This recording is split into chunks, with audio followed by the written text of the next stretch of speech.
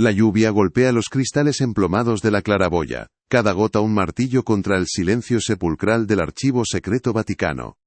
Abajo, en el laberinto de estanterías que se pierden en la oscuridad, una única linterna tiembla, proyectando sombras danzantes sobre miles de años de historia sellada. Elías aprieta la mandíbula, el sudor frío recorriéndole la sien. Sus dedos, manchados de polvo y tinta, forcejean con el doble fondo de un pesado escritorio de roble. El escritorio del cardenal Albret. Su mentor. El sello de cera de la cámara apostólica en la puerta, roto por su propia mano, parece gritar su sacrilegio a los retratos de papas que lo observan desde las paredes con ojos vacíos. Hace solo 3 días que encontraron al cardenal en sus aposentos, una paz antinatural en su rostro y un veredicto oficial de fallo cardíaco que a Elías le sonó a mentira. El hombre que le enseñó a leer el arameo en los márgenes de textos prohibidos no tenía un corazón débil, tenía un corazón lleno de secretos. Un último clic metálico casi inaudible, y el compartimento cede. Dentro no hay un diario, ni una carta. Solo un pequeño objeto de madera de olivo, tallado con una espiral que parece moverse bajo la luz. No es más grande que su pulgar. Al rozarlo, un frío anómalo como el de una cripta le sube por el brazo. Es una llave. Pero no para una cerradura. Es algo más antiguo. En el aire inmóvil, cargado con el olor a pergamino e incienso rancio, resuena un eco que no pertenece a la tormenta. El chirrido lento y pesado de una cancela de hierro. Un sonido que proviene del fondo del pasillo, de una sección a la que nadie, ni siquiera el prefecto del archivo tiene acceso. Unas pisadas. Lentas, deliberadas, sobre la piedra centenaria. Alguien más está aquí, en las catacumbas del saber prohibido. Y no ha venido a rezar. El pánico es una bestia fría que trepa por la espina dorsal. Elías apaga la linterna, sumiéndose en una oscuridad casi absoluta, rota apenas por el lejano resplandor de la luna a través de la claraboya. Se pega a una estantería, el olor a cuero y polvo llenándole los pulmones, el corazón un tambor desbocado contra sus costillas. La llave de olivo en su mano parece pulsar con un frío propio, una vida latente. Las pisadas se detienen, un silencio denso, expectante. Luego, el haz de una linterna moderna, blanca y cruel, corta la penumbra, barriendo las hileras de volúmenes prohibidos. 2 figuras, altas y vestidas con sotanas negras, que no llevan ninguna insignia familiar, se mueven con una eficiencia marcial. No son guardias suizos, ni sacerdotes de la curia. Sus rostros permanecen en la sombra, pero su presencia irradia una amenaza silenciosa y letal. Se dirigen directamente hacia el escritorio del cardenal. Elías contiene la respiración, el aire quemándole por dentro. Observa cómo inspeccionan la puerta, la cerradura forzada, el sello roto. Uno de ellos se arrodilla y examina el compartimento secreto, ahora vacío.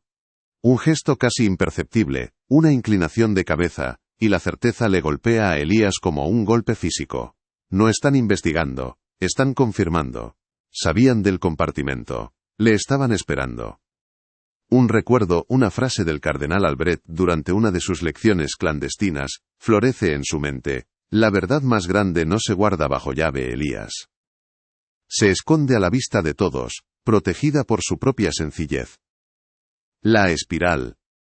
La espiral tallada en la madera. No era una simple decoración. Era un mapa. Sus ojos recorren a oscuras los lomos de los libros que le rodean, buscando a tientas un símbolo que ha visto 1000 veces sin comprender. Allí está.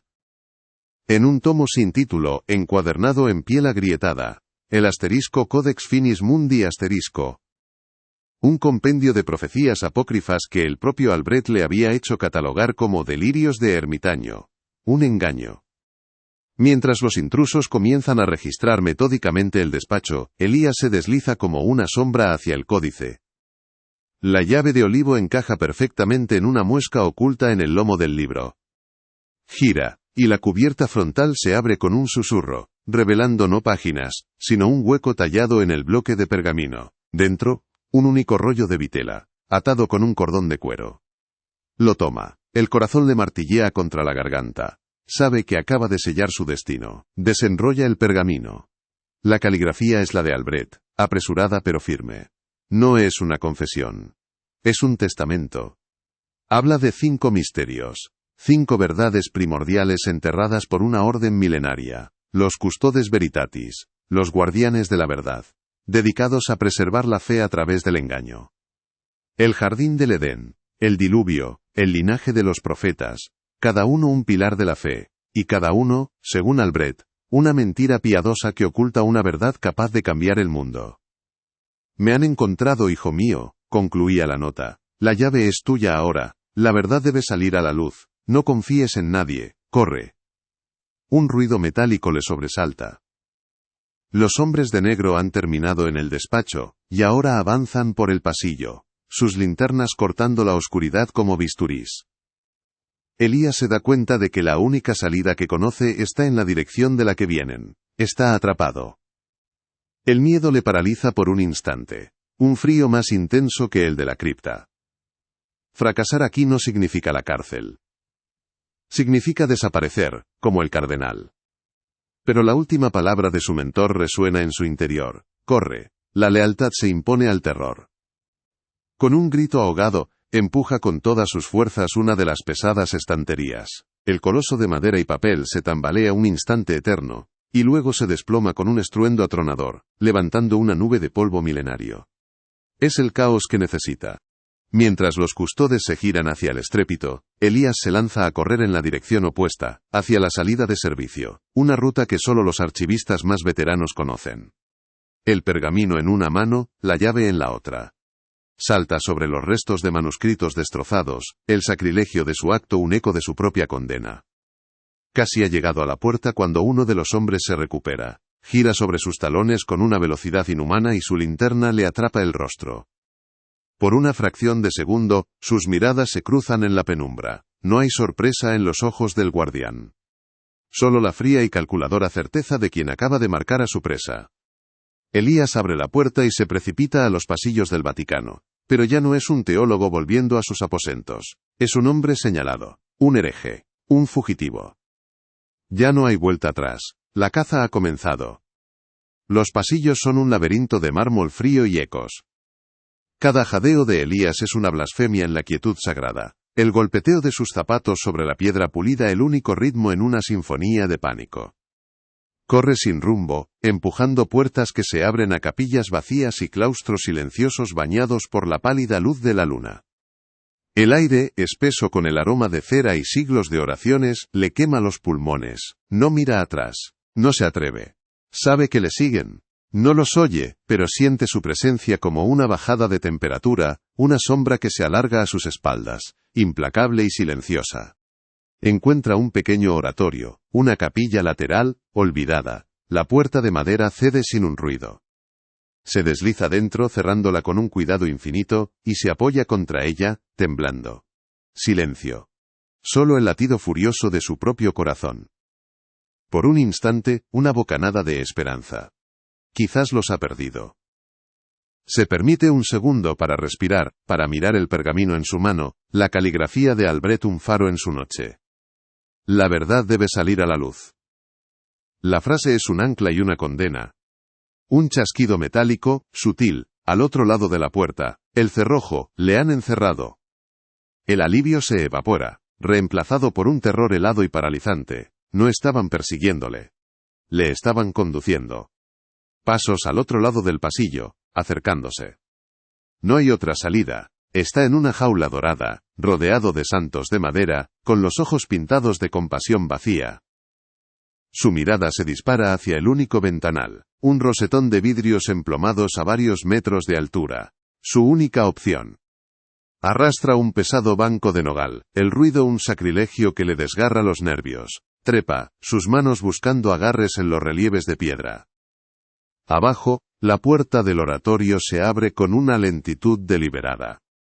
La sombra de un hombre se proyecta en el suelo de mármol. Elías no mira. Sigue subiendo, los dedos sangrando, la respiración atrapada en un nudo en la garganta. Alcanza el alféizar. Rompe el cristal con el codo envuelto en la manga de su chaqueta. El aire de la noche le golpea la cara, frío y cargado de lluvia. Abajo, un patio interior, un abismo de adoquines mojados. Suspendido entre el cielo y el infierno, Con la cúpula de San Pedro recortada contra las nubes de tormenta como un juez silencioso, una pregunta se quiebra en su alma. Una oración que es una acusación. Dios mío, ¿me has abandonado?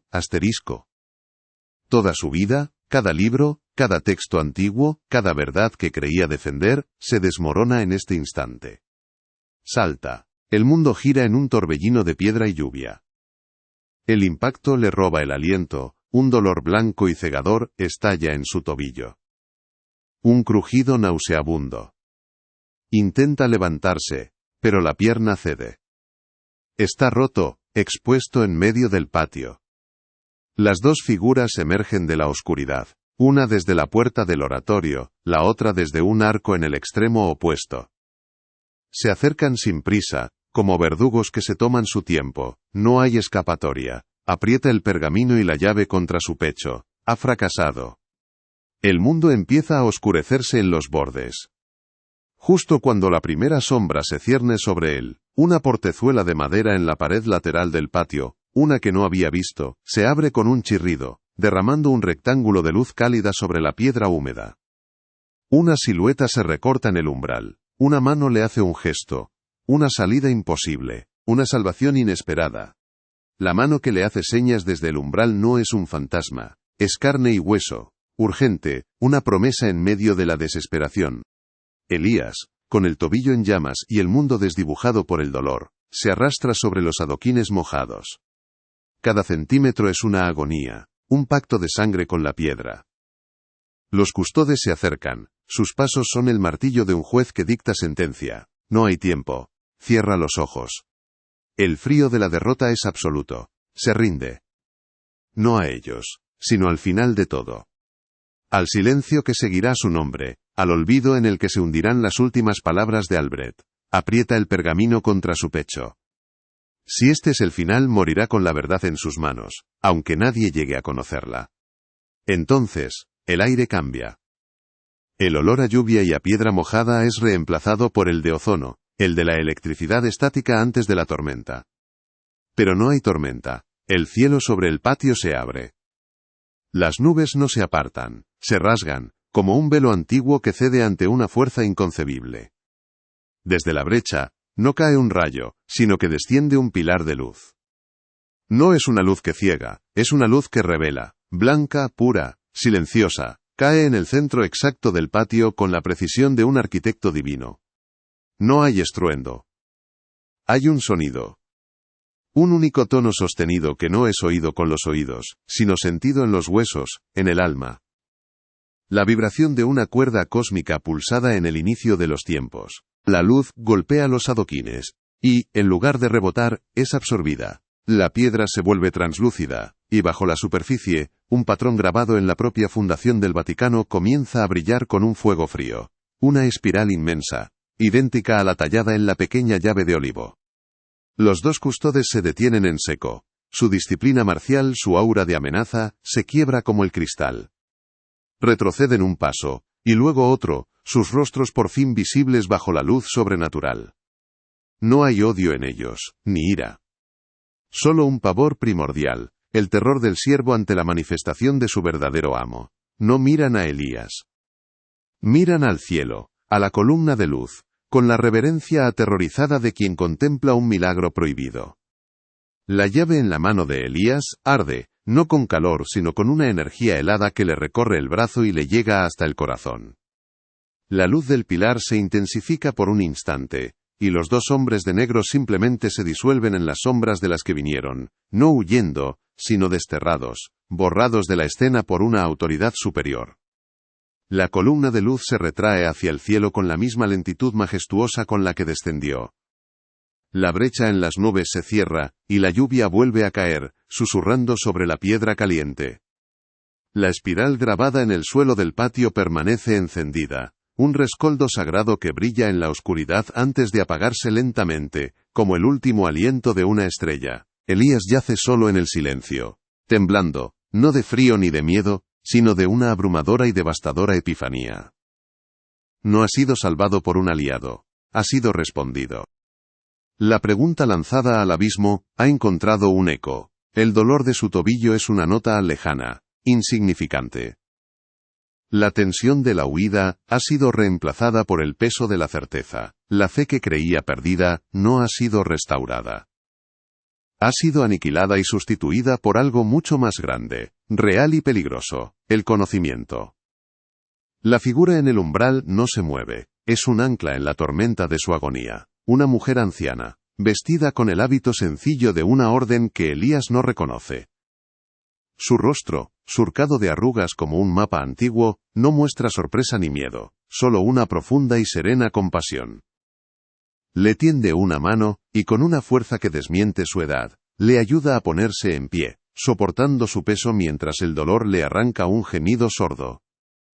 Lo guía a través de la portezuela, a un pasadizo estrecho y oscuro, lejos del patio y del milagro terrible que acaba de presenciar. La puerta se cierra tras ellos, y el sonido de la lluvia se apaga, reemplazado por el silencio de la tierra. Semanas después. El sol del amanecer tiñe de oro las paredes encaladas de una habitación sencilla. Por la ventana abierta entra la brisa salada del Egeo y el murmullo rítmico de las olas. Elías está sentado a una mesa de madera rústica. Su tobillo vendado, descansa sobre un taburete. Sobre la mesa, el pergamino de Albrecht está desenrollado junto a la pequeña llave de olivo. Ya no son objetos de pánico sino reliquias de un bautismo de fuego. No ha vuelto a saber de los custodes, entiende que no fueron derrotados por él, sino juzgados por una autoridad que ellos mismos pretendían servir a través del engaño. Su guerra no era contra Dios sino contra la propia verdad. Una guerra que estaban condenados a perder desde el principio. Su fe no se ha hecho añicos. Se ha purificado. Ha mudado la piel de la doctrina y la tradición para revelar el hueso desnudo del conocimiento directo. La certeza. Albrecht no le legó una duda, sino una carga sagrada, la de ser el primer hombre en una nueva era de comprensión. Su camino ya no es huir, sino construir. Se levanta, apoyándose en un bastón tallado, y camina hacia el balcón. Contempla el horizonte infinito, donde el azul del mar se funde con el del cielo. El mundo no ha cambiado, pero sus ojos sí. Ve la espiral en la concha de un caracol en la barandilla, en el remolino de las olas, en la galaxia que aún se adivina en el cielo del alba. Comprende que los 5 misterios no son secretos para destruir el mundo, sino para recordarle su verdadero lugar en el universo. No son el final de la fe, sino su verdadero comienzo. El miedo fue real, la verdad fue más grande. Y en tu vida, en el archivo secreto de tu propio corazón, ¿qué verdad espera a que tengas el valor de romper el sello?